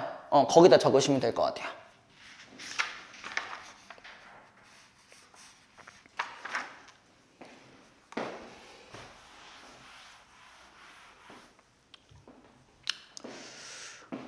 적었어요 다? 응. 그렇게 빨리 적었다고? 그렇게 빨리 적었다고? 이미 아는 내용이라서 안 적은 거 아니야? 그거 아니야? 응. 아니 뭐 알고 있는 내용이면은 모르는 부분만 적으셔도 상관은 없어요. 그렇긴 한데 해놓는 게 좋을걸? 자, 그 다음에 마지막에 이것도 어렵다 저것도 어렵다 하면은 도대체 뭔 일을 하겠느냐, 가장 쉬운 일이 있는데 네가 능히 할 수 있겠느냐. 자, 거기 밑줄 쳐보자. 가장 쉬운 일. 사실 가장 쉬운 일인 것 같아요? 가장 어려운 일인 것 같아요? 가장 어려운 일인데 쉽다고 얘기하는 거지, 그치? 그럼 어떻게 보면 거기 부분은 옆에다 반어적 표현이라고 적어주세요. 얘가 말하고자 하는 의도와는 완전히 다르게 표현을 하고 있는 부분입니다.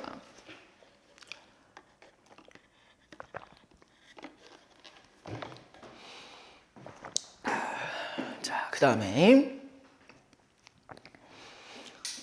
이제 세 번째 부분입니다. 세 번째. 그래서 무릇 천하의 대의를 외치려면은 먼저 천하의 호걸들과 접촉하여 결탁하지 않고는 안 되고, 자 처음에 얘가 말했던 것 첫 번째,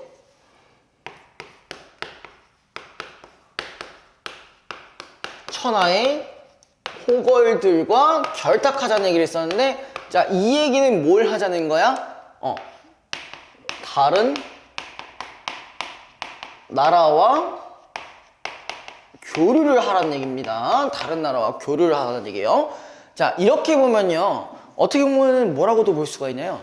자 여기는 사실 박지원이 항상 지향하는 북학론과 관련된 사상입니다. 북학론과 관련된 사상. 그러니까 천하의 호걸들을 만난다는 얘기는 뭐야? 청나라에 있는 인재들을 만나가면서 교류하면서 이렇게 발전을 하자는 얘기입니다. 오케이? 자, 그래서 그렇게 결탁하지 않고는 안 되고, 남의 나라를 치려면 먼저 첩자를 보내지 않고는 성공할 수 없는 법이다. 지금 만주 정부가, 자 여기 누가 청나라겠죠? 청나라. 갑자기 천하의 주인이 되어서 중국 민족과는 친근해지지 못하는 판에 조선이 다른 나라보다 먼저 섬기게 되어 저들이 우리를 가장 믿는 터이다. 자 거기 밑줄 쳐보자. 먼저 섬기게 되어 우리를 믿는 터이다. 자 이거는 뭐로 인해 이렇게 된 거야? 병자호란으로 이렇게 된 거죠. 병자호란으로 인해 발생한 상황이에요.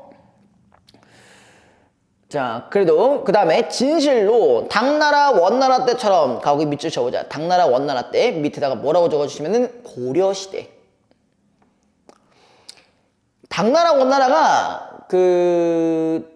아마 당나라 같은 경우는 거의 삼국시대에 있었을 거고요. 원나라가 고려시대에 있었을 겁니다. 그러니까 이때 옛날에는 어땠냐, 우리 자제들이 유학 가서 벼슬까지 하도록 허용해 줄 것과, 자, 이런 부분. 옛날에는 실제로 중국 유학을 간 그 사람들이 많았어요. 그러니까 옛날 시대에. 근데 조선 시대에는 아예 중국으로 유학 간 선비들이 거의 없다시피 했습니다. 무슨 말인지 알겠어요? 자, 그걸 기준으로, 자, 두 번째. 자, 중국과 뭘 하자고요? 중국에 이제 유학을 시키고요. 그 다음에 거기서 벼슬을 할 수 있게끔 하고, 그 다음에 상인도 자주 이렇게 출입할 수 있게 하자, 뭐 이런 말까지 했는데, 자, 근데 거기에서, 이것까지 안 써도 되겠다. 옛날 시대까지는 얘기할 필요는 없고. 자, 그 다음에 상인의 출입을 금하지 말도록 할 것을 간청하면은 저들도 반드시 자기네에게 친근해지려 함을 보고 기뻐 승낙할 것이다. 자, 국중의 자제들을 가려 뽑아서 머리를 깎고 되눈의 옥을 입혀서, 자, 거기 밑줄 쳐보자. 자, 이 중국에 벼슬을 하려면은 뭐가 있어야 되냐면요. 자, 머리를 깎고, 그 다음에 되놈의 옷을 입어야 된대요. 되놈의 옷. 자, 이 부분은 되게 핵심적인 부분입니다. 되놈의 옷. 자, 이건 뭔 말일까요? 뭐를 수용해야 된다는 얘기냐? 중국만의 문화를 수용해야 된다는 얘기입니다. 중국만의 문화를 수용해야 된다. 물론 뒤에 이런 말이 있을 거지만요.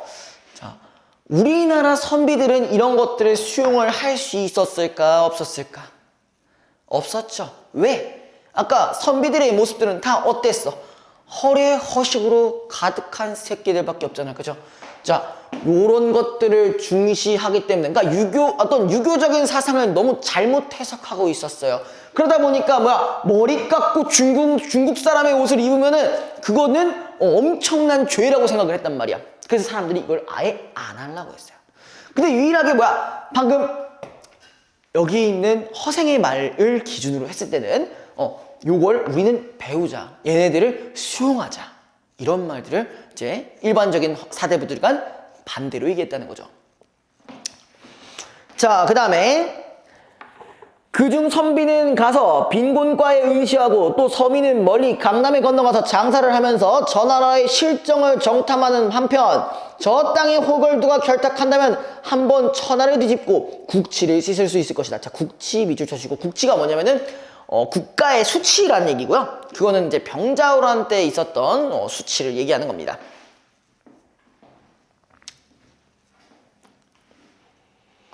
자, 그 다음에 그리고 만약 명나라 황족에서 구해도 사람을 얻지 못할 경우 천하의 제후를 거느리고 적당한 사람을 하늘에 청구한다면은 잘 되면 대국의 스승이 될 것이고, 이 대국이 뭐야? 청나라를 얘기하는 거겠죠? 못 되어도 백구지국의 지위를 잃지 않을 것이다. 자, 백구지국은 밑줄 쳐주시고요. 이거는 무슨 말이냐면은 100개의 구를 가진 나라라는 뜻입니다. 그러니까 뭐 우리 지금 구가 뭐냐? 여기는 무슨 구지? 기억이 안 나네. 여기 무슨 구냐 혹시? 아냐? 동은 아는데 동보다 좀 더 큰 거, 큰 느낌이잖아. 구가. 구가 있었는데 그냥 화성시 삼척도 아니에요? 그래? 난 몰라. 다른 데는 구가 있는. 저 같은 경우는 뭐 이제 뭐였냐? 화성시 어디였지? 병점이었나? 아마 그랬던 것 같아. 병점구였는데 기억이 안 난다. 아무튼 저기 뭐야? 그러면 거기 예를 들어 성남시 분당구 이런 거는 아시잖아요, 그죠? 응. 동탄구라고 하잖아. 나는 그거 잘 모르겠어. 나 여기 이사 온 지가 한 반년밖에 안 돼가지고 원래는 저 수원에 살았어요. 수원에 살다 바로 옆에 있는 거예요. 바로 옆에 있는 건데 수원에서 내려와가지고 지금 확실히 기억이 안 나는데 아무튼 뭐야 그 구라는 게 동이 한 뭐 3, 4개 정도 합친 걸 우리가 하나의 구라고 하거든요. 그러니까 그것들을 지닌 나라라고 한다면 어쨌든 뭐야 뭐 약간 좀 강한 나라 정도로 볼 수 있겠죠. 규모가 크고 강한 나라, 그죠? 이렇게 해석해 주세요. 규모가 크고 이제 강한 나라쯤으로 생각하시면 됩니다. 자, 그 다음에 자, 그래서 이제 이 대장은 힘없이 말했다. 사대부들이 모두 조심스럽게 예법을 지키는데 저기 밑줄 쳐보자. 예법을 지킨다. 이거 아까 요거 그대로 연결시키면 되죠. 허례 허식 연결시켜주면 되죠. 그렇죠? 허례 허식. 자, 그 다음에 누가 변발을 하고 호복을 입으러 하겠습니까? 호복이 아까 되놈의 옷이랑 같은 말입니다. 변발은 머리를 깎는 부분이랑 똑같은 거고요. 그 다음에 이 대장이 말한 부분이 뭐야? 하려 하겠습니까? 그러니까 할 리가 없다는 얘기니까 요것도 같이 연결시켜 줄 수가 있겠죠. 자, 이 세 가지 대목을 통해서 이 대장이 말하는 어떤 말의 특징들을 알 수가 있어요. 어떤 거였냐? 자,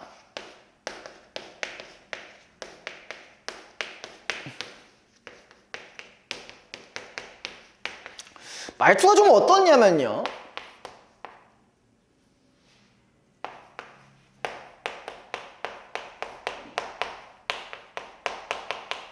조선의 약간 한계를 이제 혹은 뭐 한계나 뭐 어려운 그런 부분들을 얘기를 하면서 뭐 하고 있어요? 거절을 놓고 있죠. 그죠? 거절을 놓고 있지만 그래도 뭐 하려고 그래요? 조선을 뭐 하려는 노력? 바꾸려는 노력은 하고 있어요. 이걸 먼저 적어주시는 게 좋을 것 같아요. 얘가 1번으로 가고요. 이걸 2번으로 가는 게 좀 더 나을 것 같아요. 이런 노력을 하고 있지만 조선의 한계를 언급하며 거절을 하고 있습니다. 이렇게 해볼게요. 여기가 1번, 여기가 2번. 이렇게 할게요.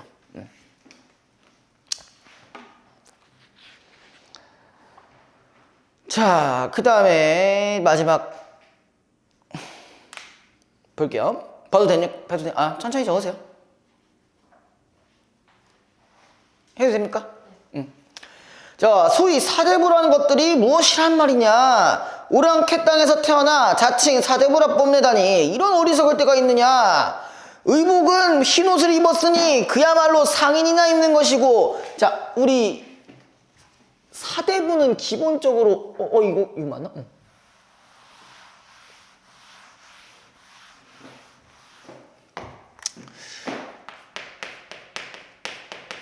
사대부는요 기본적으로 양반이었어요. 그죠? 양반이었는데 지금 무슨 말을 하였냐면요 흰 옷을 입었다라는 부분에서 뭐냐 이거 상인 아니냐라는 얘기들을 하고 있어요. 그러니까 사대부에 대해서 지금 비판하고 있는 내용들이죠. 그쵸? 자, 그 다음에 머리를 한데 묶어 송곳같이 만드는 것, 거기는 밑줄 쳐보시고 그거는 뭐냐 상투를 얘기하는 거예요. 자, 1번 흰옷에 대한 비판을 먼저 했고 그 다음에 상투에 대한 것들 얘기했어요. 이 상투는 지금 뭐라고 하고 있냐, 남쪽 오랑캐의 습속에 지니지 못한대. 이것도 마찬가지 뭐야 오랑캐랑 별로 다를 게 없다라는 얘기를 하고 있는 건데, 자, 대체 무엇을 가지고 예법이라 하단 말인가 라면서 밑에 뭐가 나왔냐, 번옥이라는 사람이 나왔고 무령왕이라는 사람이 나왔어요. 거기도 마찬가지 그거 묶어주시고 고사인용이라고 해주시면 돼요.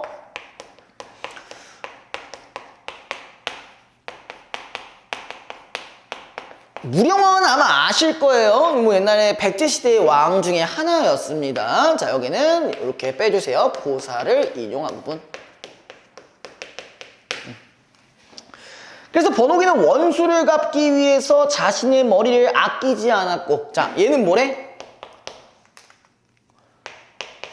원수를 갚기 위해서 이제 머리를 아끼지 않았대요. 그러니까 머리를 깎고 뭐 그렇게 했다는 거죠. 그러니까 뭔가 어떤 목적을 이루기 위해 이런 수모도 그냥 당했다는 얘기겠죠. 무슨 말인지 알겠어요? 좀 말이 어렵니? 괜찮아요? 자, 그 다음에 무령왕은 나라를 강성하게 만들기 위해서 되놈의 옷을 부끄럽게 여기지 않았다. 자, 무령왕은 뭐라고 했대요? 되놈의 옷을 부끄러워하지 않았대요. 아유, 이게 왜 나와? 자, 그러면 이 얘기를 하고 싶은 건 뭐야? 자, 고사인용을 통해서 무슨 얘기를 하고 싶은 거예요? 어떠한 그러니까 전체적으로 얘기할게요. 우리가 이런 말, 그러니까 나라를 강하게 만든다는 걸 우리가 부국강병이라고 하는데, 자, 우리가 부국강병을 하기 위해서는 뭘 가리지 않았다라는 거야. 어떤 수모나 어떤 수용하는 거를 전혀 거부하지 않았다는 얘기예요. 그쵸? 그러니까 뭘 하지 않았다, 정확히 말하면 허례허식을 하지 않았다는 얘기예요. 자, 이 얘기는 아까 얘기했던 북학론이랑 또 연결이 되는 부분이겠죠. 맞죠? 그 한마디로 뭐야, 실용사상과 연결이 되는 부분이에요. 그래서 쭉, 자, 이제 대명을 위해 원수를 갚겠다 하면서 그까진 머리털 하나를 아끼고 또 장차 말을 달리고 칼을 쓰고 창을 던지며 활을 당기고 돌을 던져야 할 판국에, 자, 거기 밑줄, 넓은 소매 옷을 고쳐 입지 않고, 그것도 마찬가지죠. 허례허식과 관련된 얘기겠죠? 그죠? 그러니까 무슨 말이야? 자, 넓은 소매의 옷을 입었다라는 얘기. 이게 이제 양반 사대부들이 주로 입는 옷들인데, 자, 이렇게 봐봐. 여기 봐봐. 야, 소매가 이만하면요. 씨, 칼을 휘두를 수 있겠냐? 야, 활 당길 수 있어? 활 당기다 내가 같이 딸려가는 거 아니야? 그죠? 그러니까 내가 어떤 목적을 가지고 있을 때 거기에 맞는 적합한 행동을 해야 된다는 얘기를 하고 있는 거예요. 자, 그래도 신임받는 신하라 하겠는가? 신임받는 신하라는 게, 이게 아니구나. 미안합니다.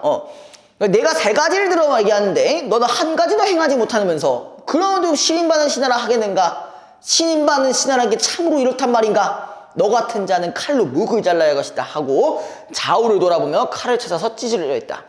이 대상은 놀라서 일어나 급히 뒷문으로 뛰쳐나가 도망쳐서 돌아갔다. 자, 거기 마지막에 보면요, 이튿날 다시 찾아가 보였더니 거기 묶어주시고 집이 텅 비어있고 허생은 간 곳이 없었다. 자, 거기 문은 뭐라고 정리하실 거냐면요, 자, 요렇게 쓸 겁니다. 설화적 요소라고 쓰기도 하고요, 설화적 결말이라고 쓰기도 합니다. 이게 무슨 말이냐면은, 보통 설화 같은 경우는 마지막 결말이 어떠냐면은, 우리가 뭐 다 찾아볼 수 없었고 다 이미 지나간 일이고 막 이런 식으로 이제 마무리되는 것들을 우리가 설화적 요소 혹은 설화적 결말이라고 합니다. 그래서 요거까지 정리를 해주시면은 될 것 같아요. 자, 여기까지 합시다. 좀 쉬었다가 진행할게요. 혹시라도 뭐 안 적은 부분이라 저기 25페이지에 거기 이런 말이 돼 있어요. 클리닉시에 시험을 출제한다고 했었는데 아마 여러분들이 이전에 그 매체 같은 경우도 빈칸을 하셨는지 모르겠는데 그거 부분에서 빈칸 뚫을 거예요. 그래서 여기 저희 클리닉 오시면은 이 부분 시험을 할 겁니다. 자, 그래서 좀 중요한 부분만 좀 얘기를 좀 해드릴게요. 하고 넘어갈 건데, 자, 거기 우리 공간 배경도 보면요, 공간에 대해서 공간의 이동이 드러나고 있다고 볼 수 있는 거죠, 그쵸? 그죠? 공간 거기 배경의 공간적 배경 부분 옆에다가 공간의 이동이라고 한번 적어주세요. 공간의 이동. 공간의 이동이 이제 드러났다. 자, 그 다음에 제재 부분에 제가 이런 말을 안 했는데 일단은 비범한 능력이라고 아까 얘기를 했었는데 그거 아까 뭐야 변씨 얘기하다가 너가 비범하다 했잖아. 변씨가 비범한 게 아니라 허생이 비범한 거고, 그리고 변씨 같은 경우는 대범한 이제 능력이라고 보시면 되고요. 자, 그다음 밑에 주제 보시면은 지배층인 사대부의 무능, 일단 여기 체크 1번 체크해 주시고, 그다음에 허위 의식 비판. 이거 허위 의식은 다른 말로도 바꿀 수 있죠. 뭐로 바꿀 수 있을까? 허례허식으로도 바꿀 수가 있겠네요. 그쵸?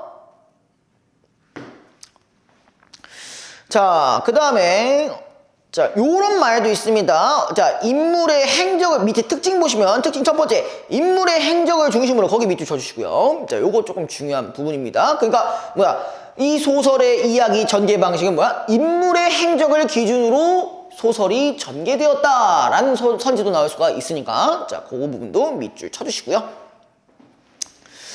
자, 그 다음 밑에 실학사상을 바탕으로, 여긴 좀 별표 쳐줘야겠죠? 실학사상. 그 다음에 조선사회의 폐란을 비판하고, 이건 저희가 너무 많이 강조했던 부분이고, 그 다음에 자, 이용후생 들어봤어요? 이용후생. 이용후생이라는 얘기는 뭐야? 우리가 이용할 수 있는 건 이용하고 나중을 이제 도모하자는 얘기입니다. 나중을 이제 대비하자는 얘기입니다. 됐어요? 그러니까 뭐 한마디로 중국의 문화를 받아들일 수 있어야 한다, 뭐 이런 얘기입니다. 됐나요?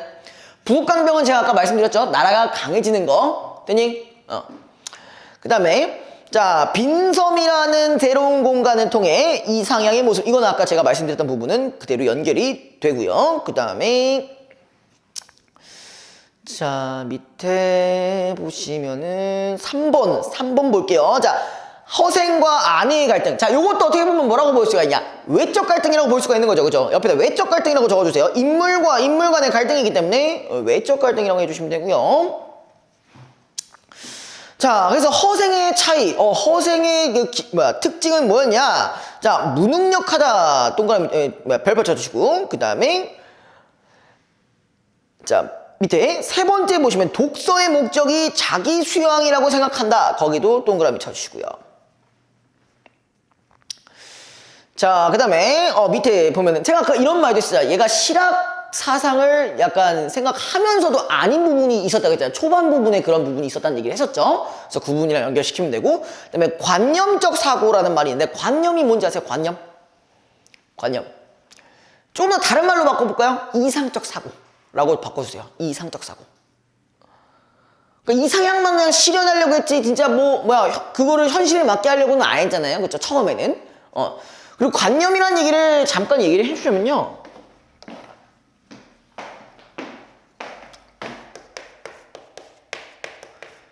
되게 간단한 거거든요. 자, 말로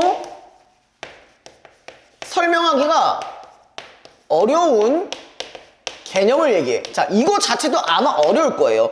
근데 이 관념을 다른 말로 뭐라고도 하냐면요, 추상적 개념이라고도 해요. 추상적 개념. 근데 여러분들이 예를 들어서 얘기하면 좀 더 이해가 쉬우실 겁니다. 예를 들어서 이제 뭐가 있냐? 시간. 자, 시간 같은 경우는 정확히 정의가 뭐다라고 이해할 수 있나요? 어렵죠. 우리가 무슨 물리학자도 아니고 그걸 어떻게 말합니까? 그죠? 이런 것도 어렵고요. 그 다음에 혹은 사랑에 대해서도 정의를 할 수 있나요? 2주 만에 우리가 보고 사랑에 빠진 거, 이게 바로 사랑 아니냐? 이럴 수는 없잖아요. 그죠? 자, 그 다음에 또 뭐가 있었을까? 예를 들어 분노, 이런 거, 혹은 죄, 이런 것들, 이런 것들 우리가 말로 설명이 어려운 것들을 뭐라고 한다? 관념이라고 한다. 됐어요? 그러니까 이 한마디로 뭐야? 이 허생은 뜬구름 잡는 생각만 하고 있다는 얘기입니다. 됐나요? 자, 그 다음에 허생의 안해되는 부분들은 자 뭐라고 돼 있냐? 밑 세 번째 부분에 볼게요. 독서의 목적이 입신양명이라고 생각한다. 이제 입신양명이 뭔지 아세요? 입신양명? 정확히 말하면요, 몸을 세우고 이름을 알린다는 뜻인데, 그거 옆에다가 뭐라고 하냐면 이제 벼슬에 붙고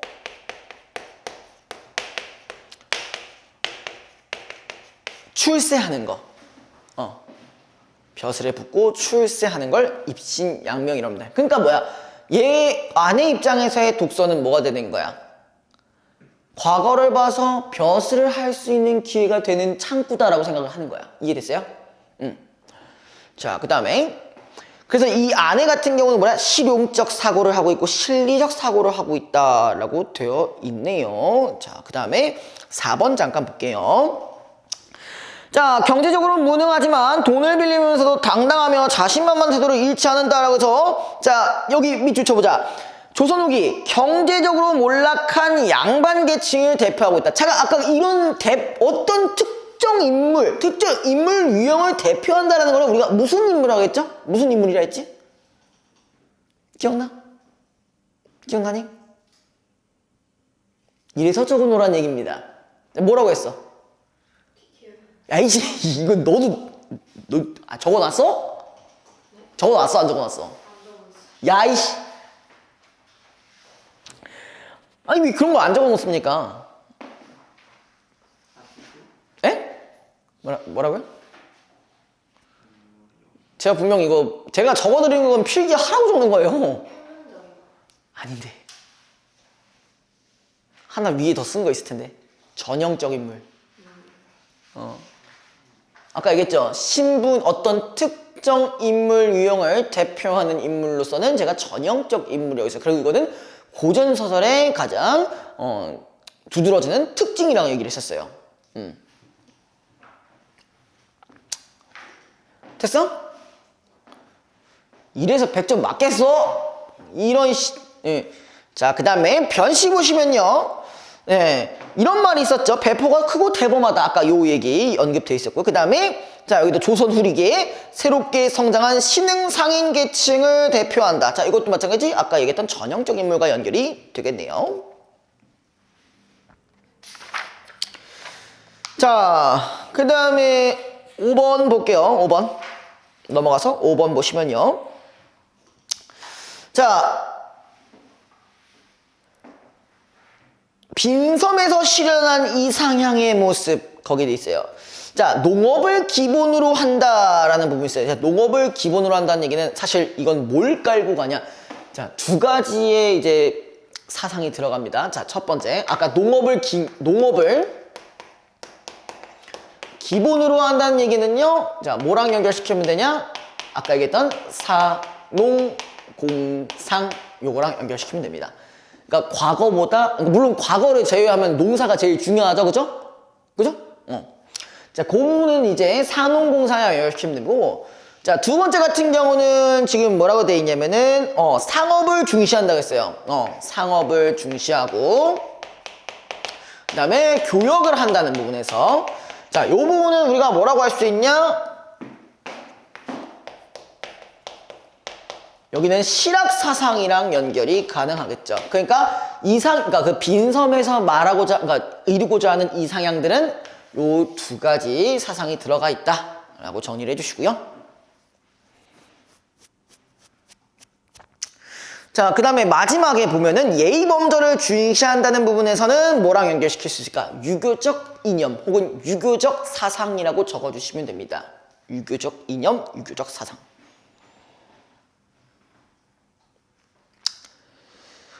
자, 그 다음에 요 부분도 좀 기억해 두시면 좋고요. 6번 같은 경우에는 지금 가족 공동체, 터전, 경제적 기반 각각 동그라미 해주시고요.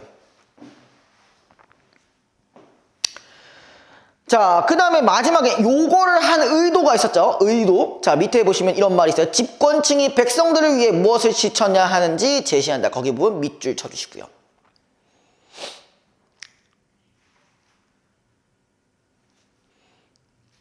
자, 그 다음에 7번에 보시면은 빈섬을 데려간다는 부분 밑줄 쳐주시고요. 빈섬으로 데려가는 어떤 기능 두 가지가 있었는데, 자, 1번 허생의 탁월한 능력 밑줄 쳐주시고, 2번은 집권층의 무능함. 그 다음에 그 옆에 우회적이라는 거 체크해 주시고요. 자, 우회적이 뭐예요? 우회. 직접적으로 하지 않고 간접적으로 하는 겁니다. 그러니까 약간 돌려가기 같은 느낌이에요. 그죠? 됐죠? 자, 그 다음에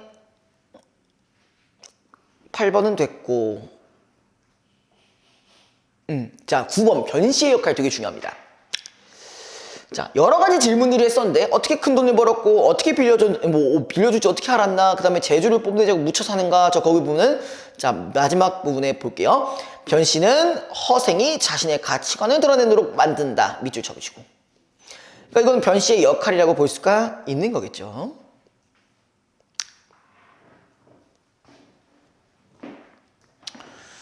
자, 그 다음 밑에 시대적 배경 같은 경우는 그냥 요런 것들이 있다 정도로만 보시면 될 것 같고요. 요게 기본적으로 깔려 있다라고 보시면 됩니다. 자, 11번에 보시면요, 재물에 대한 허생의 이중적인 태도가 있었는데, 긍정적인 면에서는 말 그대로 백성들을 이제 구해줄 수 있고, 그러니까 구술이라고 하죠. 그래서 현실의 문제를 해결해줄 수 있는 부분에서는 긍정적으로 생각하지만, 부정적으로 인식하는 부분들이 있었죠. 그거 우리 아까 같이 정리했었지, 그치? 그 부분들 참고하시면 되고요. 자, 그 다음에 넘어가시고요. 자, 14번에 보시면요, 큰 능력을 가져왔으나 펼치지 못한 인물들, 자, 얘네들 얘기를 하면서 혁명을 하고 싶고 뭔가를 바꾸고 싶은데도 결국 집권층은 그런 걸 하지 않는다라는 부분을 비판한 부분이죠. 그 다음에 자, 16번도 잠깐 볼게요. 16번도 보시면요, 자, 1계책, 2계책, 3계책에 대한 얘기는 다 했죠. 그쵸? 그래서 허생 같은 경우는 실리를 중시하고 적극적으로 되어 있다고 했는데, 이완 같은 경우 명부를 중시한다고 되어 있는데, 자, 그게 옆에 뭐라고 적어두시냐면은 사대부를 대표하는 인물이라고 적어주세요. 그럼 이완도 마찬가지 똑같이 전형적인 인물이라고 볼 수가 있는 거겠네요. 그죠? 자, 그 다음에 17번에 보시면요, 갈등이 해결되지 않은 채 잠적하는 설화적 결말 밑줄 쳐주시고, 그다음 미완의 결말 밑줄 쳐주시고, 암시적 결말 밑줄 쳐주시고요.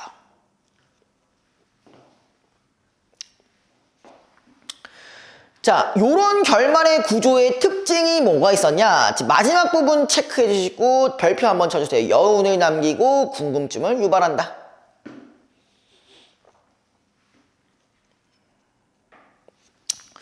자, 그 다음에 마지막에 허생을 통한 작가의 현실 비판이야. 아까 이 얘기를 했었죠. 행적 옆에 뭐라고 했었어, 우리가? 행적을 중심으로 소설이 전개되었잖아요. 맞아? 그죠? 행적을 중심으로 했었고, 그 행적에 대한 현실 비판이 어떤 식으로 되어 있는지, 그 부분도 정리를 해주시면 됩니다.